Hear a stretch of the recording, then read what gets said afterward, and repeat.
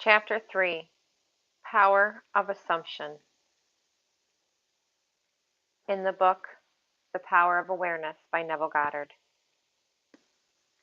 Man's chief delusion is in his conviction that there are causes other than his own state of consciousness. All that befalls a man, all that is done by him, all that comes from him, happens as a result of his state of consciousness. A man's consciousness is all that he thinks and desires and loves, all that he believes is true and consents to.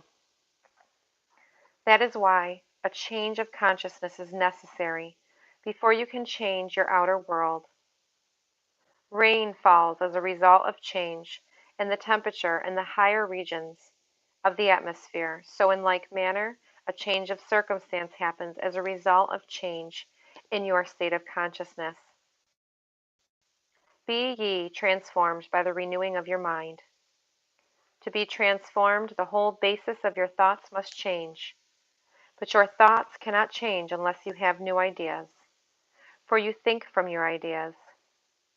All transformation begins with an intense, burning desire to be transformed.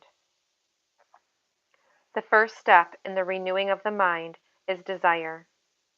You must want to be different before you can begin to change yourself. Then you must make your future dream a present fact.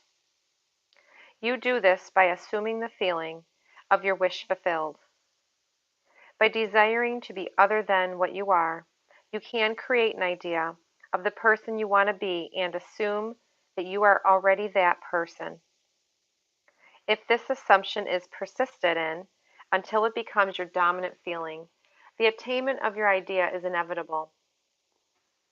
The ideal you hope to achieve is always ready for an incarnation, but unless you yourself offer it human parentage, it is incapable of birth.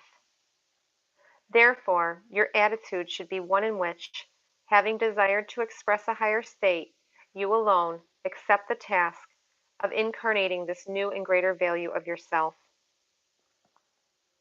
In giving birth to your idea, you must bear in mind that the method of mental and spiritual knowledge are entirely different. This is a point that is truly understood by probably not more than one person in a million. You know a thing mentally by looking at it from the outside, by comparing it with other things, by analyzing it and defining it, whereas you can know a thing spiritually only by becoming it. You must be the thing itself and not merely talk about it or look at it. You must be like the moth in search of his idol, the flame, who, spurred with true desire, plunging at once into the sacred fire, folded his wings within, till he became one color and one substance with the flame. He only knew the flame who in it burned, and only he could tell who nearer to tell returned. Just as the moth in his desire to know the flame was willing to destroy himself, so must you in becoming a new person be willing to die to your present self. You must be conscious of being healthy if you are to know what health is. You must be conscious of being secure if you are to know what security is. Therefore, to incarnate a new and greater value of yourself, you must assume that you already are what you want to be, and then live by faith in this assumption, which is not yet incarnate in the body of your life, in confidence that this new value or state of consciousness will become incarnated through your absolute fidelity to the assumption that you are that which you desire to be. This is what wholeness means, what integrity means. They mean submission of the whole self to the feeling of the wish fulfilled, and certainty that the new state of consciousness is the renewing of the mind, which transforms.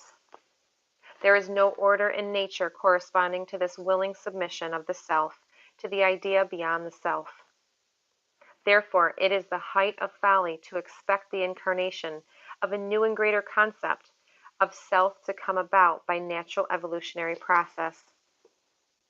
That which requires a state of consciousness to produce its effect obviously cannot be effected without such a state of consciousness and in your ability to assume the feeling of a greater life, to assume a new concept of yourself.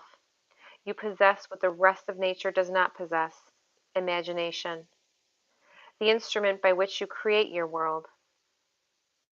Your imagination is the instrument, the means whereby your redemption from slavery, sickness, and poverty is effected. If you refuse to assume the responsibility of the incarnation of a new and higher concept of yourself, then you reject the means, the only means whereby your redemption, that is, the attainment of your idea, can be effected. Imagination is the only redemptive power in the universe. However, your nature is such that it is optional to you whether you remain in your present concept of yourself, a hungry being longing for freedom, health, and security, or choose to become the instrument of your own redemption, imagining yourself as that which you want to be, and thereby satisfying your hunger and redeeming yourself. Oh, be strong then, and brave, pure, patient, and true. The work that is yours let no other hand do, for the strength for all need is faithfully given from the fountain within you, the kingdom of heaven.